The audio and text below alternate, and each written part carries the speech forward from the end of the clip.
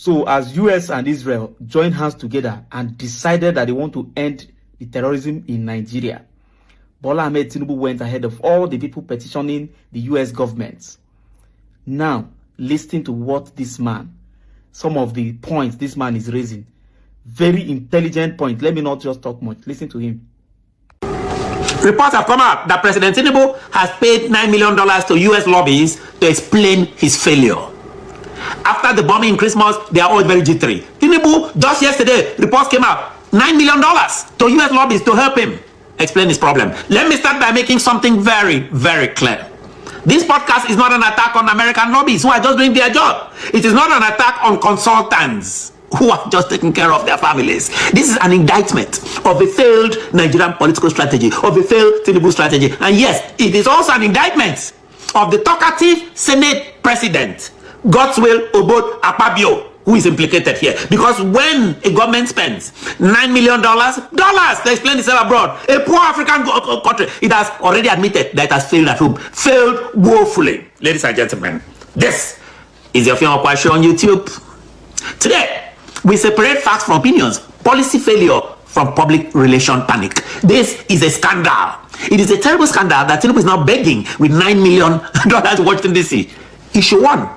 Let's go with confirmed facts. Confirmed facts. Facts. According to a report by the Africa Report, Nigeria hired DCI Group for a $9 million lobbying contract. That is about $750,000 per month. $750,000 a month. In Naira, do you know how much it is? More than 1 billion every single month. Man, now wow, in a country with multidimensional poverty. The contract was signed via Aster Legal on behalf of Nigeria's National Security Advisor, Nuhu Ribadu. Ribadu again, the hypocritic Ribadu again. Fact. The stated purpose, is to convince Washington that Nigeria is serious about protecting Christians and countering terrorism. Fact.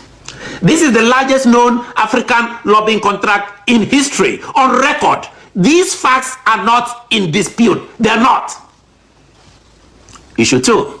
Ribadu, hypocrisy and credibility. This is my opinion. This is the opinion of Ofiankwa. Now let me tell you clearly that in my view, Ribadu is not being truthful with President Trump about the depth of Nigeria's religious violence crisis and the collapsing Nigerian state. As Nigerians would say, he dey lie. He dey lie. Many Nigerians, including respected voices, accuse Ribadu of being an enabler or at minimum a silent bystander for years in the face of Islamic extremism. Let me give one example that haunts Nigeria. I'm not aware, and I stand to be corrected. That Nuhu Ribadu said a single public word when Deborah Samuel was brutally murdered by his classmates in Sokoto for saying in the class that she was a born-again Christian. She was murdered for that blasphemy. There was no national outrage from those greedy politicians in Nigeria. There was no moral clarity from Nuhu Ribadu. So when Washington is told that Nigeria is protecting Christians, so my questions are simple. Protecting them when? When?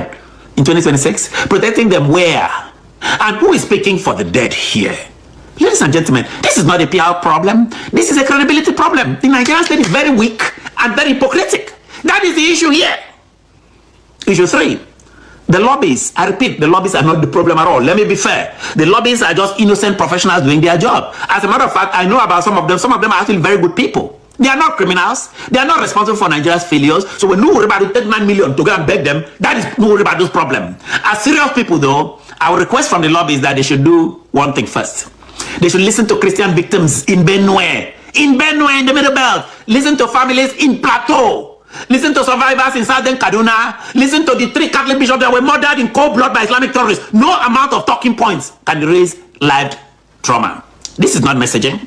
This is blood on the ground. Blood on the ground. Thousands, tens of thousands have died. Issue 4. I don't even think this will work in my opinion.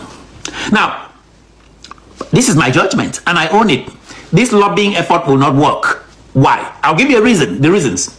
Because Donald Trump has criticized Nigerian leadership before. Since his first term, he brought in Buhari to the White House, who looked like a dead man. Former President Muhammadu Buhari later recounted after that meeting that during his 2018 White House visit, Trump asked him directly, why are you killing Christians? This was asked to the Nigerian president. This is like Trump was in power in 2019 the first time. A claim Buhari himself made public in the 2020 interview that tells you everything. It looked like this Magnitsky Act that's used to stop this greedy Nigerian politicians from getting visa. Is yielding fruit. It will sanction them. It will not allow them bring their children to come and study in the US. Big men now are sweating. They don't want consequences that follow them or their children. That's why they're taking $9 million of Nigerian money and coming to spend to beg in Washington, D.C. Issue 5. The street verdict. I talked to a lot of people. Let me read a quote, because Nigerians are very upset. Let me read a quote from a prominent Nigerian observer. Quote, this quote reflects public sentiment. Quote, they just chopped their money, $9 million. Over $100 million was wasted over the past 11 days in the US. It was a dollar fest, this lobbying. That lobbying firm would not do anything. The next strike at the terrorists is just around the corner. Unquote. That means Trump is coming again. This is not academic analysis. Sokoto is not the end. This is street realism. I am quoting the streets. I'm not telling you. I'm quoting the streets. Issue 6. Gospel Akpabio and the scandal shadow. This guy has no credibility. The Senate President Gospel Akpabio, and credibility matters in today's world. Separate US filing show lobbying linked to letters written on behalf of Senate President Godswill Akpabio. Letters. Akpabio is publicly tarred with scandal. The guy is a moving scandal. EFCC indictments that are still there. They are unresolved corruption allegations. A deeply contested political reputation. He has attack from everybody, including his own. You cannot convince Washington you are serious about reform while your messengers symbolize impunity. All you have to do is to look at Godswill. Is that the person representing Nigeria? Look at his problem, Natasha. All this problem is everybody screaming at him. Issue 7, poverty versus priorities. Here is the moral obscenity. Nigeria is ranked among the world's worst countries for multi-dimensional poverty. Millions without food, healthcare, education, or security. Yet, this government found $9 million using Ribadu's company and his people, or whatever is used, not to protect Nigerians, but to explain failure to Washington. That is not leadership. That is elite self-preservation. The big men in Nigeria are now in a protective mood. They want to dodge Trump so that they can continue. This is my closing final judgment. Let me end very clearly. Fact.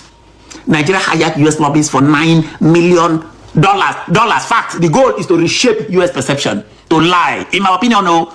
To the US opinion. This will not stop US pressure. This will not erase failure.